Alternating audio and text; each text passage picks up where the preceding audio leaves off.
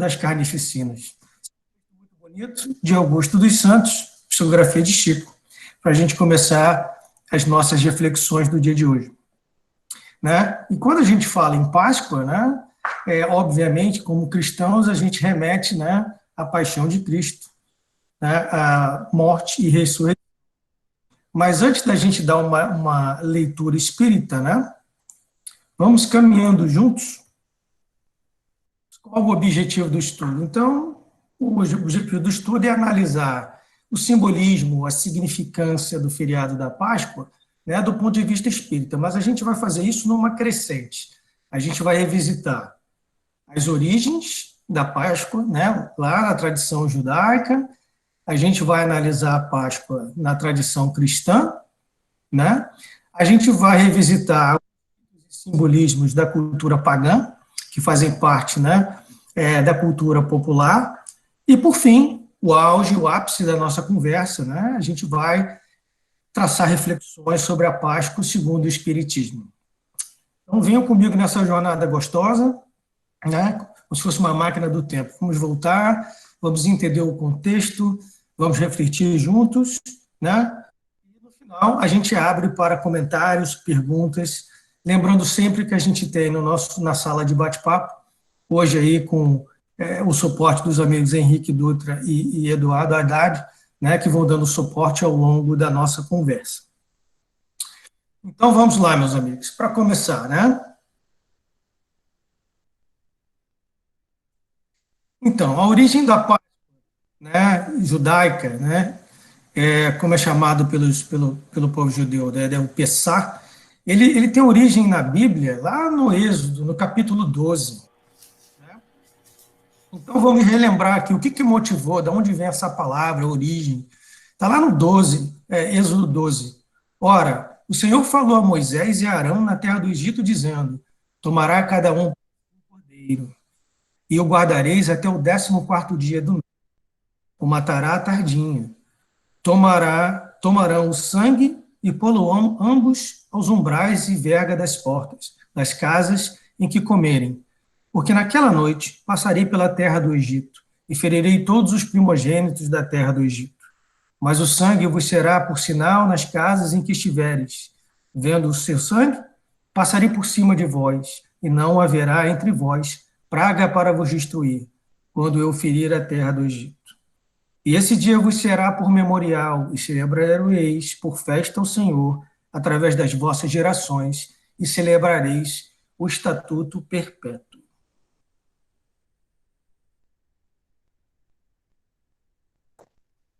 Então, a gente vê que na origem, né, a tradição judaica. Conseguindo me ouvir? Tem alguém aí com o microfone? Não, vai em frente que eu controlo aqui, vai em frente. Tá bom, então, com a reflexão, a palavra, a gente vê que a origem da palavra Pessah. O Gustavo, só uma coisa, é Pessah, não é Pessah. Opa, muito obrigado, É Pessah. Pessah. Tá, desculpa. Ótimo, querida. Desculpa. Obrigado pela palavra. Não. Então, o Pessah significa passar sobre. Né? Essa é a origem da palavra, né?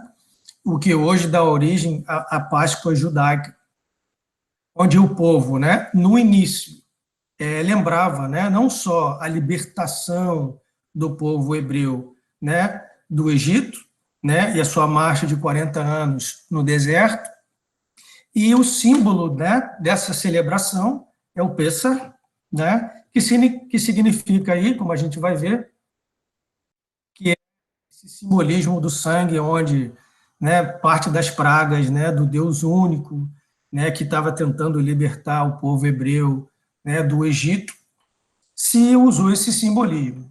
Hoje em dia, o povo hebreu, né, o judaísmo, né, ainda celebra a Páscoa, né, que é o Pessah, e o calendário, necessariamente, ele coincide com a Páscoa cristã. O povo judeu, ele segue o calendário lunar, né, e para eles o grande simbolismo, na verdade, é essa passagem, a libertação, né, que é celebrada até hoje.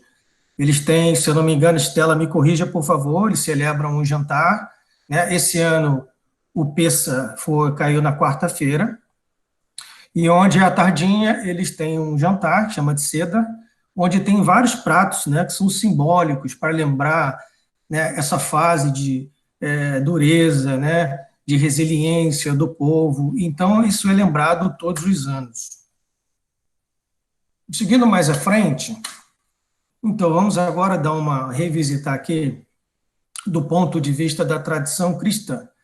Vamos lembrar, né, Jesus era judeu, e como Jesus era judeu, ao longo do Novo Testamento, a gente vê várias passagens onde Jesus vai a Jerusalém para celebrar a Páscoa, né, judaica.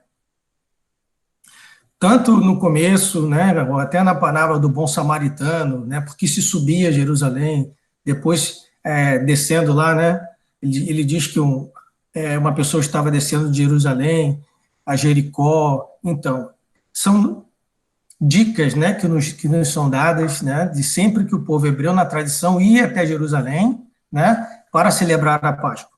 Ia até o templo de Salomão, celebravam a Páscoa, né, e Jesus, como judeu, ele praticava, né, ele celebrava essa data. Então, a gente vai ver, quando a gente anda no Novo Testamento, mais ao final, então, nos 4 evangelhos, a gente vê, né, o que a gente chama hoje de Paixão de Cristo, os últimos episódios, né, da passagem do Mestre enquanto encarnado. E a gente vai ver, tem vários. Jesus entra em Jerusalém, a gente vai ver, né, o que é celebrado pela Igreja Católica como o Domingo de Ramos, é a celebração do Mestre entrando no jumento, né, aquela toda simbologia, que na verdade ali é uma referência ao Antigo Testamento e aos profetas.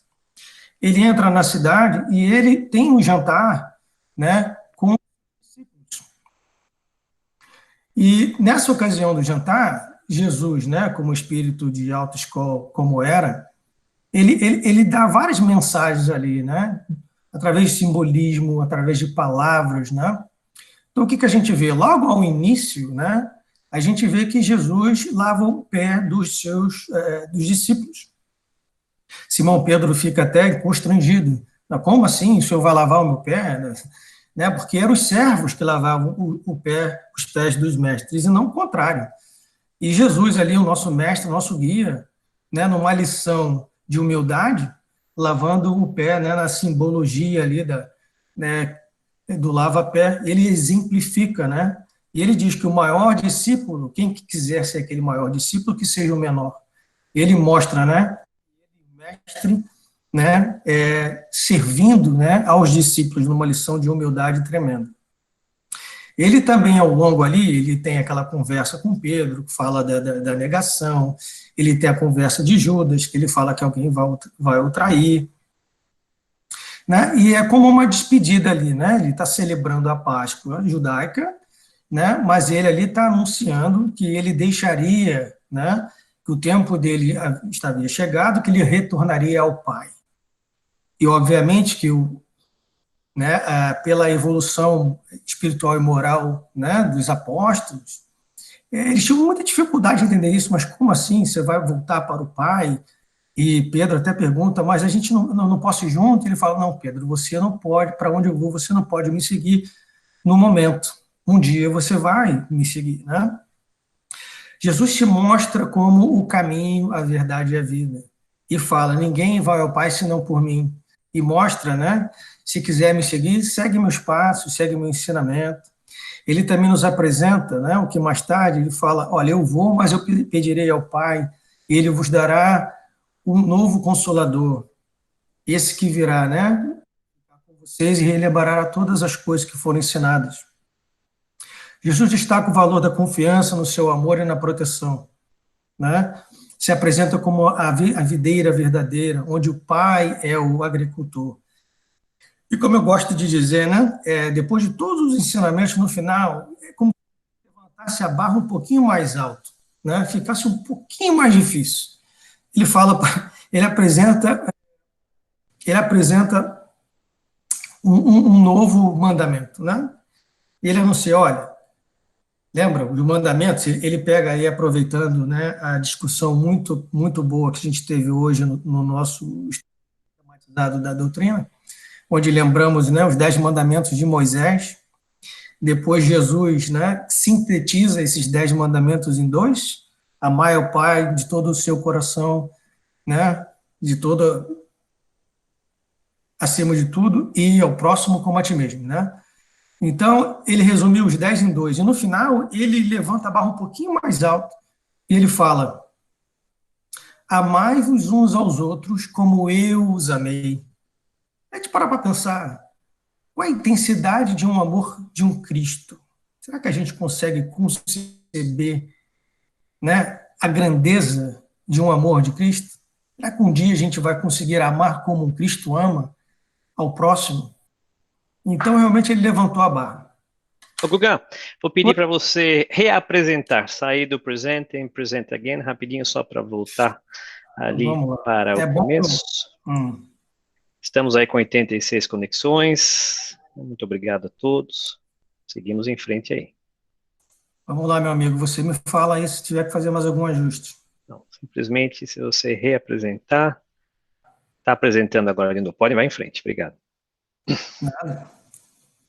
Bom, vamos lá. Voltando. Então, imaginamos hoje, né, se o mestre tivesse fazendo a ceia hoje, né, em termos de coronavírus, como é que seria? A gente consegue imaginar? Então, imagina Jesus usando uma plataforma como o Google Hangout. Então, vou aproveitar e vou fazer um paralelo, né? Obviamente que é uma brincadeira, mas será que o mestre precisa estar aqui fisicamente para a gente ter acesso a ele? Ou será que a gente tem que usar aí a nossa banda larga espiritual, né? E achar o mestre, né, pensando nele com carinho? É como se a extensão daquele ensinamento que ele falou, né?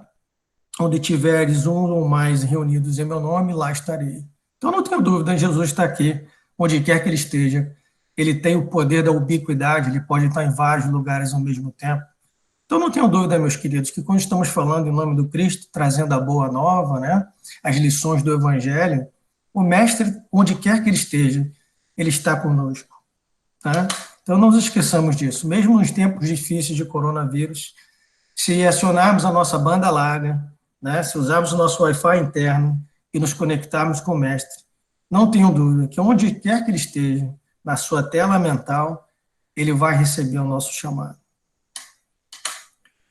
Muito bem, sigamos. Então, ainda vamos revisitar um pouco agora a simbologia dos ritos da Páscoa do ponto de vista cristão, né? Então, a Páscoa cristã, ela começa, né, com um período de quaresma, que seriam 40 dias que precedem a Semana Santa, né, onde os católicos, por exemplo, não comem carne vermelha, e simboliza o sofrimento de Jesus no deserto e na cruz.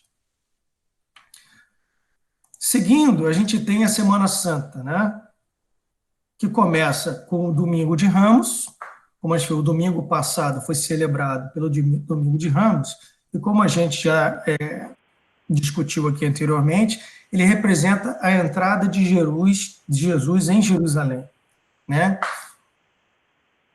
O que mais faz parte do rito católico, o rito cristão? Assim, então, o que se celebra, né? Eu vou celebrar uma palavra forte, então eu vou refrasear. O que se relembra, né? É o dia em que se relembra a morte de Jesus na cruz. E esse é um símbolo que a gente vai, né, refletir, é um símbolo muito forte na fé cristã. No sábado, a gente denomina o sábado de Aleluia, que é o período que a gente relembra, né, não só a traição de Judas, mas a visita de Jesus aos umbrais. Está lá no Evangelho, a primeira coisa que o mestre fez ao desencarnar foi visitar o espírito de Judas, aquele que o traiu. Mas como ele é o que é, né? É amor, um amor no nível que a gente tem dificuldade de conceber. O mestre a primeira coisa que ele fez foi visitar Judas antes de aparecer, né, para Madalena e para os apóstolos. E no domingo, a celebração da ressurreição de Cristo. Então a gente vai ver, né? A Páscoa, nesse momento da história humana, ela toma uma conotação diferente para a comunidade cristã.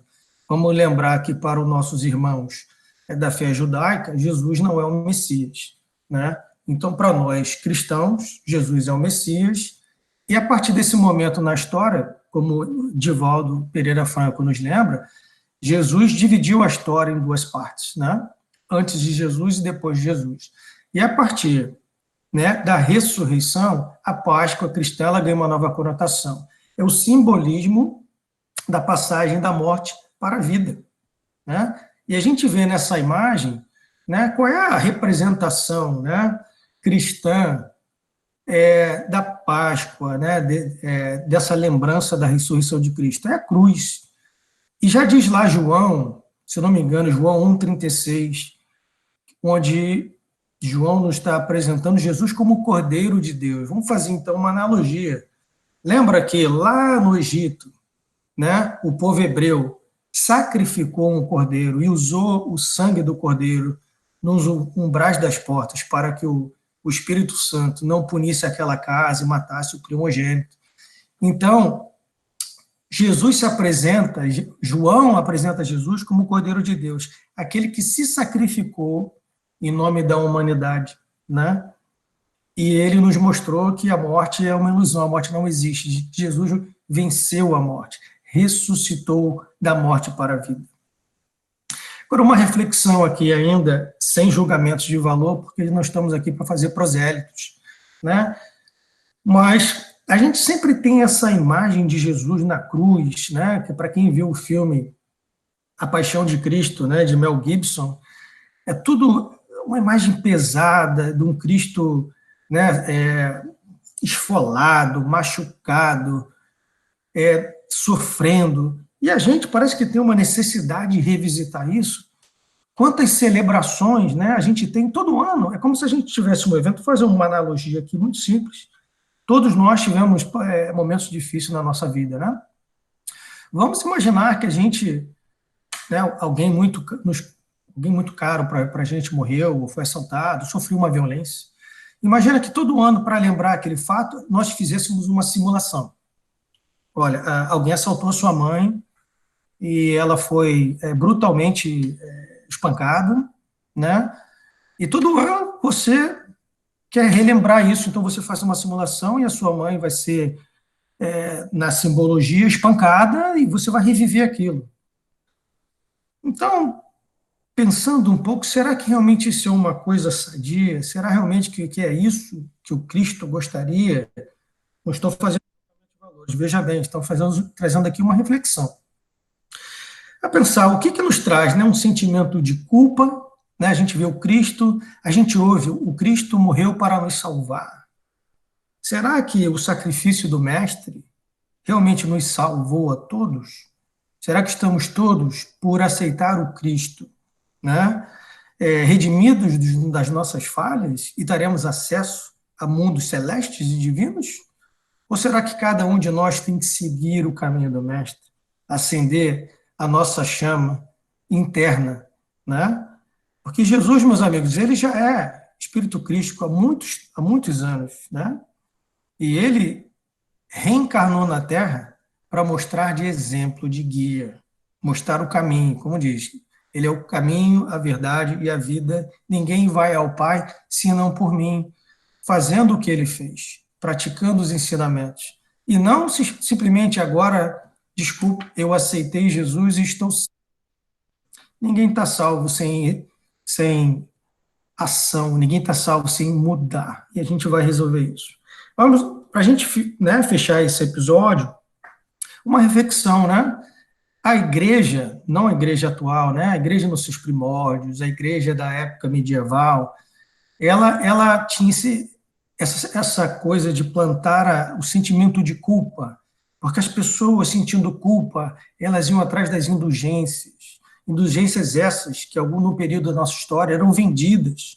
Então, era uma cultura que provocava esse sentimento de culpa, mostrando um Jesus esfolado, e nós, filhos, né, de Deus, e do Mestre, sentimos culpados, arrependidos, e pelo medo, pelo arrependimento, buscássemos as igrejas.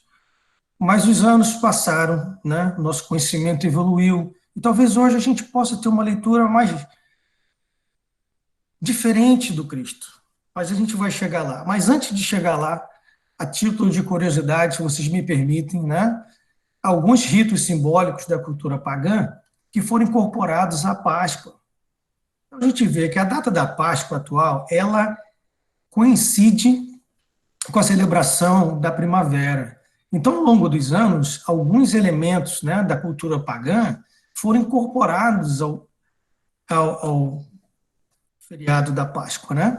Então, um exemplo é que tem essa deusa da fertilidade, do amor e do renascimento, simbologia da primavera, da mitologia anglo-saxã, nórdica e germânica, né? O Estre, onde o simbolismo dessa deusa era uma lebre, não um coelhinho, uma lebre. E na primavera, as lebres e os ovos coloridos eram usados, né, nessas comunidades europeias como ritos, símbolos da fertilidade. E era a tradição trocar ovos coloridos, né? Então, hoje a gente tem essa simbologia do coelhinho, né, da troca de ovos, né, vem dessa origem pagã. E uma possibilidade é que a palavra oestre é a provável origem do termo Easter, né, que hoje é como denominamos a Páscoa na língua inglesa. Mas fechando o parênteses aqui na curiosidade cultural, voltamos ao que interessa. O que podemos aprender com os ritos religiosos, né, com a evolução da religiosidade, né, o que nós espíritas podemos aprender, né, das nossas existências anteriores, que não tenham dúvida, nós professamos várias fés, né, antes desse momento, agora somos, né, candidatos a espíritas, mas já fomos católicos, já fomos protestantes, né, já fomos judeus, enfim, né, ao longo das nossas existências, e foram muitas, não temos dúvida, professamos diversas fés, e todas são boas, né? A religiosidade não é ruim, às vezes o que é ruim é o religioso. Mas, enfim, o que podemos refletir dessas experiências? Então, está lá no Evangelho segundo o Espiritismo, no capítulo 8, muito obrigado, Eduardo, pela sugestão. Vemos lá que os judeus haviam desprezado os verdadeiros mandamentos de Deus, como fosse muito mais fácil praticar atos exteriores do que se reformar moralmente, lavar as mãos do que expurgar o coração. Iludiram-se a si próprios, os homens, tendo-se como kit com Deus, como se conformarem com aquelas práticas, conservando tais como eram, visto que se lhes teria ensinado que Deus não exigia mais do que isso. Se prenderam à letra, aos ritos frios, né? E achavam que aquilo ali era uma forma de adorar a Deus. Mas há a evolução. Verificou-se que o mesmo com a doutrina moral do Cristo, que acabou por ser atirada no segundo plano, onde resulta que muitos cristãos, se não todos, a exemplo dos antigos judeus, consideram mais garantida a salvação por meio das práticas exteriores, dos ritos, do que pela sua própria reforma moral. E a essas adições feitas pelos homens à lei de Deus, que Jesus alude quando diz: arrancada será toda a planta que meu Pai Celestial não plantou. Então, aqui fica para refletir, né? A gente vem nesse crescente da primeira revelação, segunda revelação, e vamos crescendo, né, enquanto crianças de Deus, né? Mas será que fica um olhar e fica aquela reflexão? Será que nós, enquanto espíritas, realmente não temos ritos? Não temos protocolos? Será que ao irmos assistir palestras e tomar passe e a nossa aguinha fluidificada, né, estamos salvos? Ou será que temos que colocar em prática aquilo que nós ensinamos? Não é? Está lá no capítulo 8, muitos os chamados, poucos os escolhidos. E aí tem uma passagem de Lucas que fala muito ao coração, e que é um alerta. A quem muito foi dado, muito será pedido. Está lá em Lucas 12, 39, 48. Então, não podemos mais, meus amigos, usarmos a carta da ignorância. A informação, ela nos foi dada. Basta agora que colocamos em prática. Eu queria aproveitar a oportunidade e agradecer a Luciana Carvalho e ao Henrique Dutra pela aula mais cedo, né? Onde a gente teve a oportunidade de revisitar a lei da adoração e a questão 653 do Livro dos Espíritos. Tem tudo a ver com o tema, meus queridos. Muito obrigado. Bom, seguindo então na nossa crescente, né? O que significa a Páscoa para os espíritas? Bom, a doutrina espírita, ela não promove ritos e não celebra eventos religiosos especificamente. Então, a Páscoa em si, ela não apresenta nenhum significado particular aos espíritas. Contudo, o espiritismo respeita a Páscoa comemorada pelos judeus e os cristãos e compartilha o valor do simbolismo representado, ainda que apresente suas outras interpretações. A liberdade conquistada pelo povo judeu ou a de qualquer povo no planeta, merece ser lembrada e celebrada. Os 10 mandamentos, o clímax da missão de Moisés, que é um código de todos os tempos e de todos os países, e tem por isso mesmo caráter divino, como está escrito no Evangelho. A ressurreição do Cristo representa a vitória sobre a morte do corpo físico e anuncia, sem a menor sombra de dúvidas, a imortalidade e a sobrevivência do espírito em outra dimensão da vida. Então celebremos sim, sem exageros. O que nos importa? Será que um dia, né, chegaremos a um nível de entendimento de Paulo de Tarso, né, o nosso São Paulo, onde, lá em Gálatas 2:20, nos diz: os espíritas procuramos comemorar a Páscoa todos os dias da existência, e não somente nesse momento, né, do ano, a se traduzir no esforço perene de vivenciar a mensagem do Cristo, estando cientes que um dia poderemos também testemunhar a certeza do inesquecível apóstolo dos gentios. Como é que Paulo, né, na belíssima passagem de Gálatas, diz: fui crucificado junto ao Cristo. Não sou eu quem vivo, mas é o Cristo que vive em mim. Minha vida presente na carne, vivo-a no corpo. Vivo-a pela fé no Filho de Deus, que me amou e se entregou a si mesmo por mim. Bela passagem. Né, fazendo um parênteses aqui, né, como Saulo de Tarso, que era doutor da lei, né, e perseguiu os cristãos lá nos primórdios, né, do cristianismo primitivo, perseguiu Saulo, mandou matar Saulo pela lapidação, e lá às portas de Damasco se encontra com Deus, com Jesus, perdão, meus irmãos, se encontra com Jesus, né, e fica cego daquela luz. Jesus pergunta: Saulo, Saulo, por que me persegues? E a única coisa que o doutor da lei conseguiu falar: Senhor, o que queres que eu faça? Não ficou recalcitrante ou paralisado na culpa. Ele agiu e se transformou, né, no apóstolo dos gentios, no nosso querido Paulo de Tarso. E para encerrar esse capítulo, né, lá em Coríntios 1, ele diz que o cristão deve lançar fora o velho fermento da maldade, da malícia, e colocar no seu lugar os asmos da sinceridade e da verdade. O que Paulo quer dizer com essa passagem, que foi crucificado junto ao Cristo? Ele se livrou e expurgou o homem velho de dentro dele e passou a seguir como Cristo, como, né, um homem novo, tão novo que no simbolismo troca-se o nome de Saulo de Tarso. Agora um novo homem passa a se chamar Paulo de Tarso e vive de acordo com os preceitos do Cristo. Não sou eu quem vivo, mas é o Cristo que vive em mim.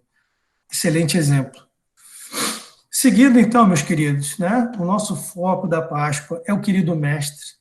E para nós espíritos, está lá na questão 625 de O Livro dos Espíritos, né, os espíritos superiores nos apresentam Jesus como o tipo mais perfeito da moral que a humanidade pode esperar na Terra. Deus nos oferece como o mais perfeito modelo, e a doutrina que ensinou é a expressão mais pura da lei do Senhor, porque sendo ele o mais puro de quantos tem aparecido na Terra, o Espírito de Deus o animava. Uau, tem uma profundidade muito grande essas palavras, né? A gente sabe da literatura, né, espírita, e eu vou citar aqui o livro A Caminho da Luz, lá na introdução, Psicografia de Emmanuel Chico, onde ele nos apresenta Jesus como esse espírito já puro, já um espírito crístico, que, junto com uma pleia de espíritos iluminados, ajuda na formação da Terra, trazendo uma nebulosa do Sol, formando a crosta terrestre. O planeta Terra, meus irmãos, ele tem aproximadamente 4 bilhões e meio de anos.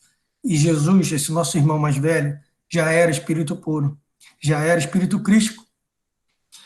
Devemos ver Jesus não como o Jesus da nossa religião, ou como diz Haroldo Dutra Dias, o Jesus do nosso bairro, mas como governador planetário, esse espírito de imensa luz que encarnou para nos mostrar o caminho, né? Então, a melhor maneira de honrarmos, né, essa entidade é realmente vê-lo fora da cruz, sem esse estereótipo de sofrimento, mas com toda a sua grandiosidade, toda a sua luz, que ele continua, não tenho dúvidas, olhando por todos nós.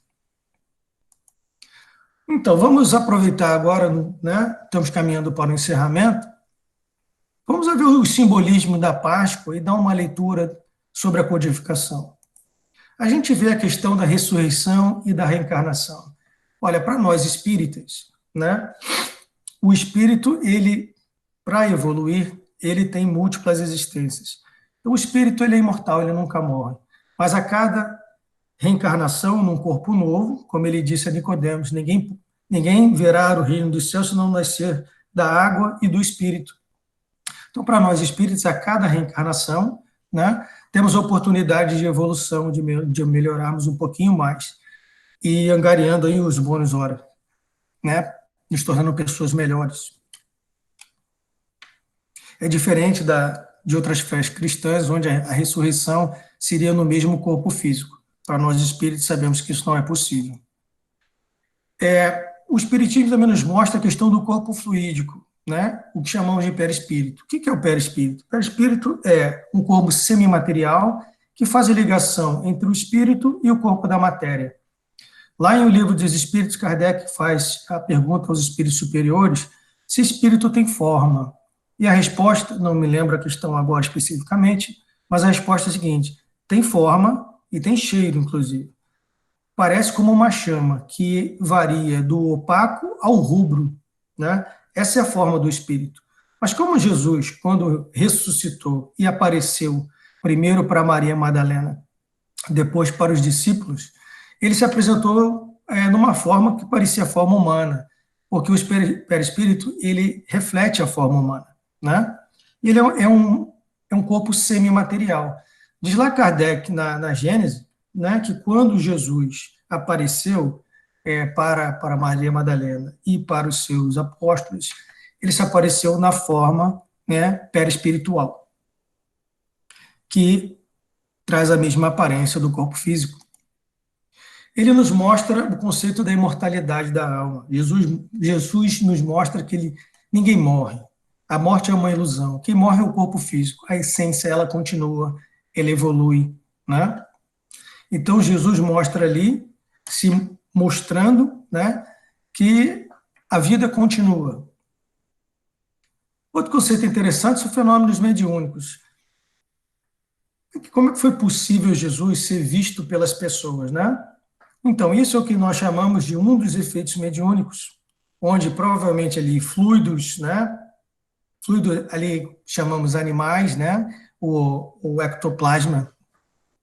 Mas temos ali elementos envolvidos no nosso nível de evolução, da nossa crosta, que permitem que o espírito se manifeste. E ali teve um fenômeno, né, de condensação do corpo fluídico de Jesus. Ele se materializou, entre aspas, porque não era o corpo material como o nosso corpo físico, mas ele se apresenta ali, né? Ao longo da literatura espírita temos vários casos, inclusive de Peixotinho e etc., onde esse processo de materialização ele foi evidenciado, né? O que mais? Muitas moradas na casa do Pai. Jesus fala isso, né, para os seus apóstolos, né? E eu vou aproveitar para fazer uma revisão. A gente sabe que não só os espíritos evoluem, mas os mundos também evoluem. Nós temos as primeiras encarnações, são feitas no que chamamos de mundos primitivos, onde ainda somos muito próximos do instinto da animalização. Faz parte do nosso crescimento. Depois, passamos para o mundo de expiações e provas, onde ainda há predominância do mal, o mal relativo, né? É o remédio amargo, a escola que nos faz evoluir na escala espiritual. Depois temos os mundos de regeneração, os mundos ditosos e felizes e os mundos celestes e divinos. Jesus, como era um espírito puro, né? Espírito puro, na sua definição, é aquele que não precisa mais reencarnar. Quando faz em missão, então, portanto, de forma voluntária. Jesus já era espírito puro, lembram-se, há 4,5 milhões de anos atrás, quando ele ajudou na criação da Terra. E ele decide encarnar para mostrar o caminho, para exemplificar. Quando ele desencarna, né, o que ele fala para Simão Pedro? Que ele está voltando para o Pai e que Pedro não poderia segui-lo. Né? Nessa simbologia, Jesus estaria voltando para os mundos que são habitados por entidades do nível de escola de Jesus, seus mundos celestes e divinos. Por uma questão vibracional, nem que quiséssemos ter acesso, né, a essas faixas, não conseguiríamos. Ainda somos muito densos, nosso espírito ainda é muito grosseiro, não teríamos acesso a esses mundos. Temos que evoluir para ter o acesso a esses mundos. Então, Jesus mostra que tem muitas moradas na casa do Pai, que ele não morreu, né? Que ele estava vivo.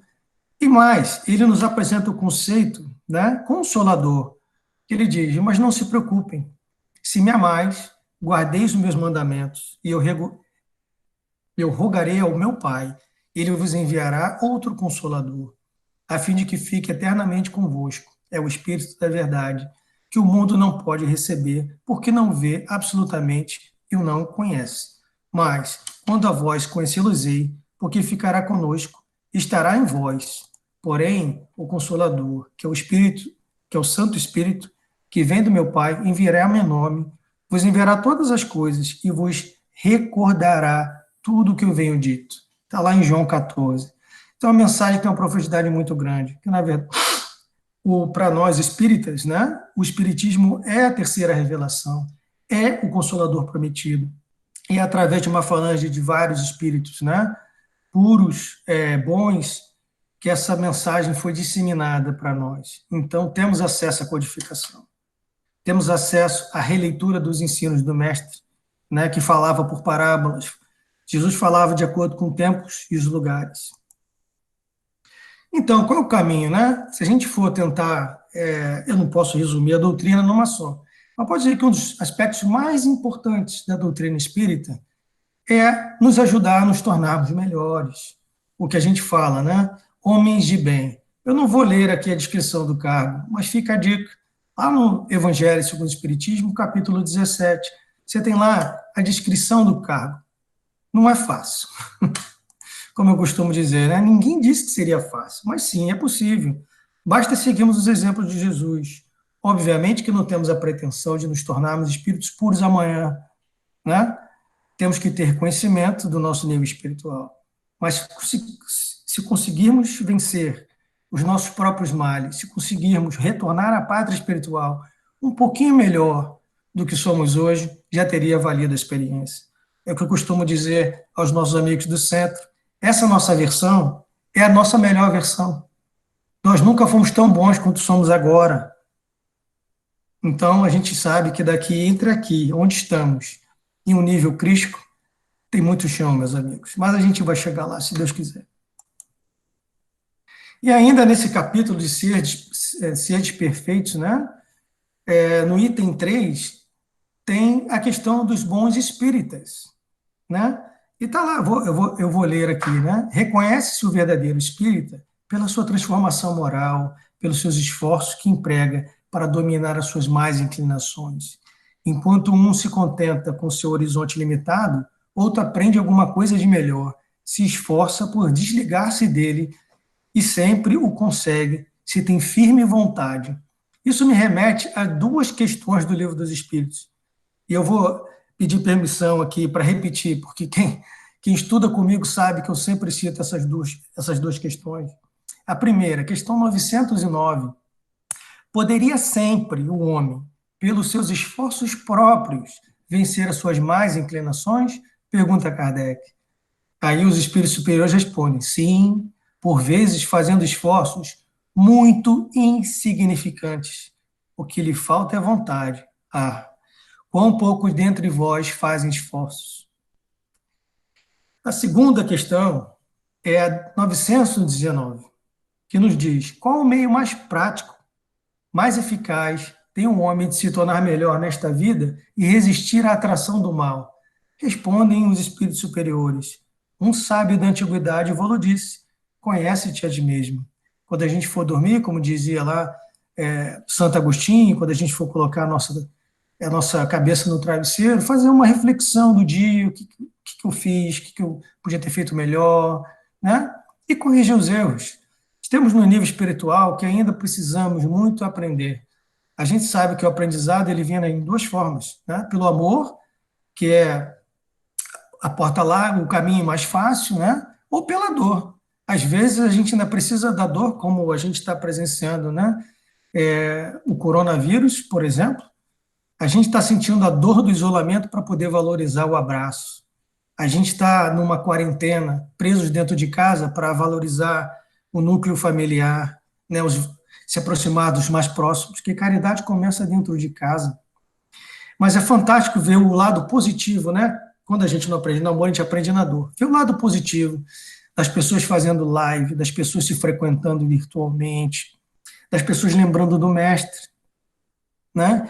Das pessoas se auxiliando. Isso é muito bonito, essa comoção, como o Eduardo sempre nos lembra, né? O escândalo é necessário, mas é daquele pelo qual o escândalo vem. Não sejamos a fonte do escândalo, né? Mas vamos sim aproveitar essa oportunidade para revisitar a mensagem do mestre de amor ao próximo, amar até o nosso inimigo, né? Essa é a grande lição do mestre, essa é a maneira como podemos honrar, né, o sacrifício que o mestre fez, encarnando dentre nós, né, passando pelos sofrimentos materiais que passou e seguindo o seu caminho, né? Então a gente vai encerrar aqui, vou abrir para perguntas, acho que temos pouco menos de 5 minutos. Então, Edu, se a gente puder revisitar aí o chat. Vamos, bom, a gente tentou, muito obrigado, Guga, a gente tentou, na medida do possível, aí, tá compartilhando as referências que você foi nos apontando durante o estudo, né, e então, fica aí para o pessoal as referências. Eu acho, uns 2 comentários rápidos aqui, Guga, se eu puder, foi falado mais no início, né, acho que até como uma continuação do nosso estudo do Wesley, né, esse contraste entre o Deus punitivo, né, do passado, e essa transição que a gente, como você colocou muito bem, para um Cristo de amor, né, e que a gente ainda se apega muito ao simbolismo, né? Então, ainda as imagens que ficaram do Cristo é o Cristo crucificado, o sangue, né? Mas como a doutrina nos vem trazer exatamente o que você falou, que o lado do amor, né? Do acolhimento, esse Cristo resplandecente, né? Que você falou. Não sei se você quer fazer mais um pequeno comentário aí. Não, eu agradeço a parte, né? Vou aproveitar para revisitar a aula de hoje mais cedo. Deus, né, como a gente aprende lá na primeira questão do Livro dos Espíritos, né, quando Kardec pergunta o que é Deus, e os Espíritos superiores dizem: Deus é a causa primária de todas as coisas.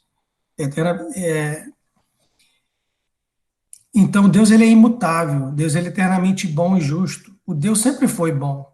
Nós, enquanto crianças de Deus, é que não o entendíamos. Precisávamos das regras duras, né, trazidas por Moisés, né, para podermos conviver entre irmãos. Mas à medida que a gente vai evoluindo enquanto sociedade, à medida que a gente vai crescendo espiritualmente, a gente vai tendo um entendimento melhor que o Deus nunca foi punitivo. Deus sempre foi um Deus de amor, um Deus, né, que tudo sabe, que tudo provê, né? Era o homem que não tinha capacidade de entender Deus em toda a sua grandeza.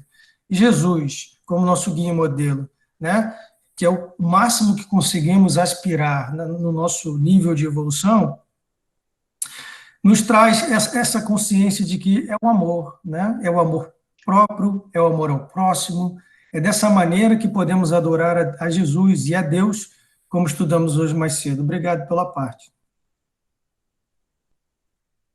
Ok. Pessoal, se alguém tiver aí mais alguma questão, pode levantar a mão aí no chat, só pode dizer assim, tem uma pergunta aí, né, e abrir o microfone, se não, pode colocar a pergunta aí também. E se não tivermos mais, também não precisamos, né, nos alongar, vou deixar aí, esperar mais alguns minutinhos, uns segundinhos aqui para quem quiser se manifestar, se não, muito agradecimento, né, tá aparecendo no chat, viu, Google? Só para você saber, as pessoas muito agradecidas pelo trabalho, como sempre, a gente aqui agradece o apoio de todos vocês, e tá... Eduardo. Pode falar, meu amigo, vamos lá, Henrique. Tem um comentário quanto à nossa responsabilidade enquanto pais, tios, avós, responsáveis por crianças, né? Ontem, uma experiência bem interessante, eu conversando com um amigo brasileiro que está morando recentemente aqui há um ano está aqui nos Estados Unidos, e ele falou comigo, poxa, não consegui achar um ovo de Páscoa, eu tenho uma filha pequena de 3 aninhos, não consegui achar ovo de Páscoa em lugar nenhum, não consegui achar ovo de Páscoa, e aí eu me mobilizei, fiquei sensibilizada, e conseguimos juntos, eu e ele, comprar um ovo de Páscoa para a filhinha dele, etc, etc. Mas agora, assistindo essa palestra, Gustavo, e todos, me vem a mente o seguinte, a necessidade principal do amigo com relação à filhinha dele era dar o ovo de Páscoa, porque a tradição tem que dar um ovo de Páscoa, né? Tudo bem, vamos dar ovo de Páscoa, principalmente os pais, os avós, que a gente às vezes adora entupir as crianças com uma dúzia de ovos de Páscoa, né? Entope as crianças de chocolate, será que a gente, além do ovo de Páscoa, a gente está parando para falar, olha só, toma esse ovo de Páscoa, mas vamos conversar um pouquinho de outras coisas que são muito mais importantes do que esse ovo de Páscoa, que são importantes no dia de hoje. Vamos lembrar de Jesus nas nossas vidas, mas vamos lembrar de Jesus, meu filho, minha neta, meu netinho, meu sobrinho, não como aquele homem que foi imolado lá na cruz. Vamos lembrar como um ser de luz, um espírito de luz que veio à Terra para nos ensinar e que a gente tem que fazer o bem, a gente tem que ajudar as pessoas, né? Então, acho que é uma boa oportunidade para a gente refletir também no dia de hoje, a questão do vinho de Páscoa, porque fica uma concorrência do ovo de Páscoa com Jesus, daí não dá, né? Muito boa reflexão. Eu queria só falar uma coisinha. Por favor. Pode falar. Eu queria agradecer muito a vocês, porque eu, como estou engatinhando ainda na doutrina, aquela parte que Jesus que fala que se reconhece o bom espírita, aquilo é uma frase extremamente consoladora. Extremamente consoladora, porque quando a gente erra, a gente enxerga que a gente pode recomeçar e que Jesus está vendo o nosso esforço. Então, eu fico muito emocionada e muito agradecida a vocês por me dar essa chance de conhecer a doutrina mais profundamente. Imagina, Graça, muito obrigado aí pelo seu depoimento. Somos todos aspirantes a espíritos, estamos todos aprendendo, né? E é muito bom quando a gente aprende junto com amigos, né? Compartilhando percepções, lições, e a gente vai para frente, vai errando, vai consertando, tendo a humildade de quando a gente cair, levantar, como Paulo fez, e a lei de progresso, não desistir nunca, porque essa era a grande mensagem do mestre, né? E para finalizar, eu queria agradecer a todos pela paciência, né? Eu recebi essa figurinha no WhatsApp que eu gostei bastante, vou dividir com todo mundo. Coelhinho da Páscoa. E paz a todos. Feliz Páscoa, meus queridos. Feliz Páscoa a todos. Obrigado, Guga. Obrigado. Eu gostei do Coelhinho da Páscoa aí. Tá com a máscara aí. Só lembrando aqui também, que está sendo lembrado no chat, né, que, como sempre, nós temos várias oportunidades de doar, né, quem puder, uma delas, né, nessa época, a gente sabe que os bancos de sangue estão precisando, né, de muita ajuda, e as atividades estão reduzidas, então fica uma lembrança aí também para isso. Muito obrigado, Ana. Eu vou, então, convidar todos agora, né, para a gente dar continuidade ao nosso trabalho.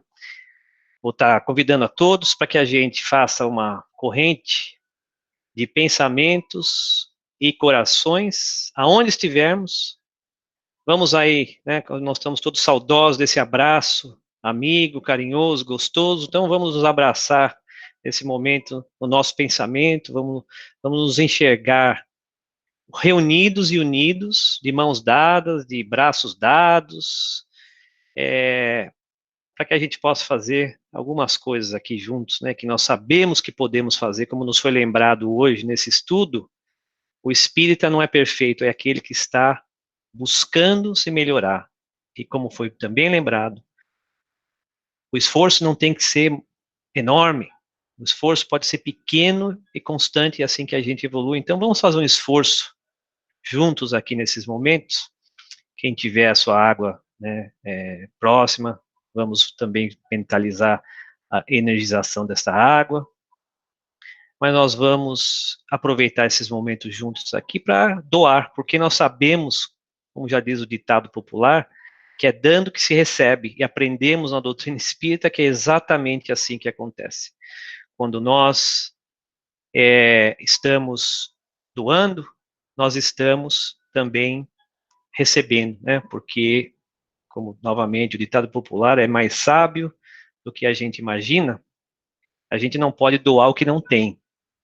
Então, estaremos todos recebendo da espiritualidade amiga, do Mestre Jesus, essa entidade de luz, nosso governador, de muitos bilhões de anos, que nos conhece, que nos acolhe, que abençoa o nosso coração.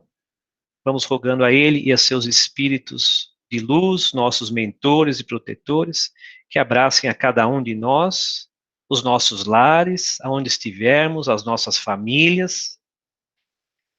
E vamos então imaginando esta luz e esta energia sendo derramada sobre todos nós, sobre os nossos lares, sobre os nossos corpos físicos, sobre a nossa mente, fazendo uma verdadeira limpeza, uma reciclagem, retirando todas aquelas energias que nos causam desconforto, angústia, tristeza, dúvida, e vamos pedir que essa luz que é derramada sobre as nossas cabeças, os nossos lares, os nossos familiares e amigos, é uma luz leve, como é o jugo do Mestre, que vai nos limpando, que vai nos depurando, que vai nos preenchendo de energias curadoras para o nosso corpo físico, de energias calmantes para o nosso coração,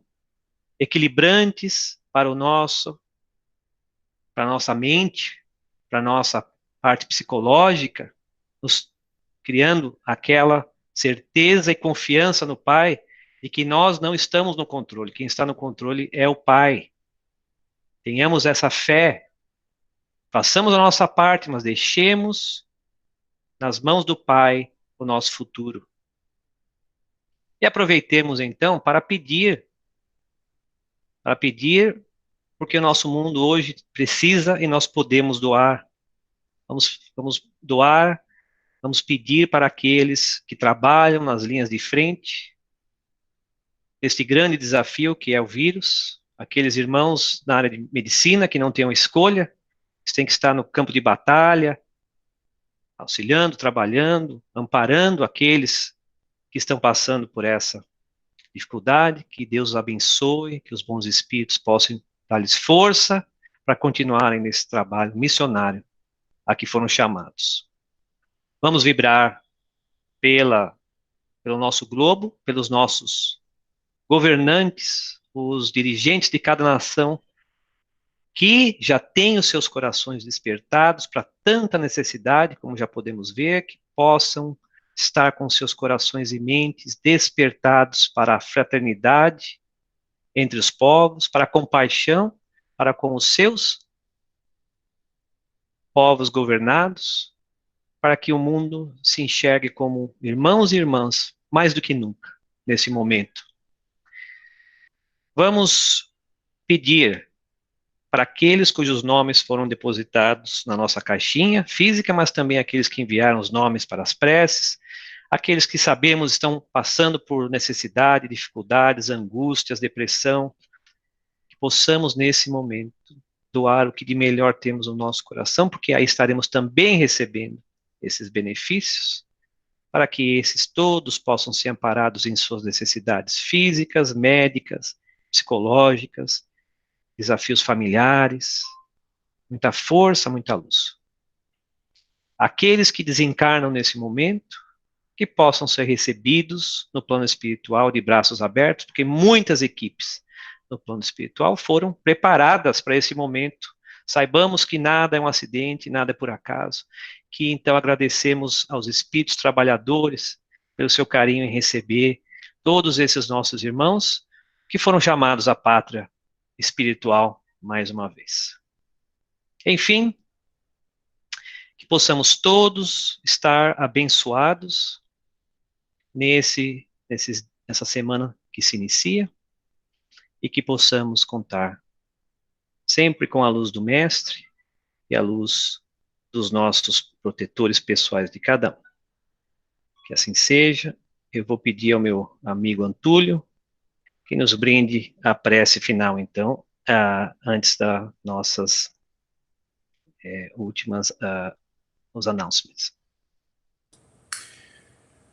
Queridos companheiros, queridos irmãos, ainda buscando refletir nos ensinamentos que nos foram trazidos hoje no estudo, vamos agradecendo aos companheiros encarnados e desencarnados, responsáveis pela preparação, pela proteção do ambiente desse estudo.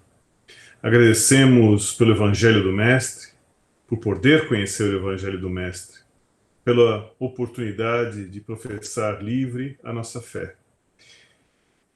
E como foi trazido hoje, Páscoa significa passo, passagem, como os judeus atravessaram o Mediterrâneo e passaram da escravidão à liberdade, os católicos passaram do sofrimento da carne à certeza da eternidade do Espírito. Vamos nós também, dando o nosso passo, fazendo a nossa passagem, que possamos passar do orgulho à humildade, do coração endurecido ao perdão, da indiferença à caridade e do egoísmo ao amor ao próximo.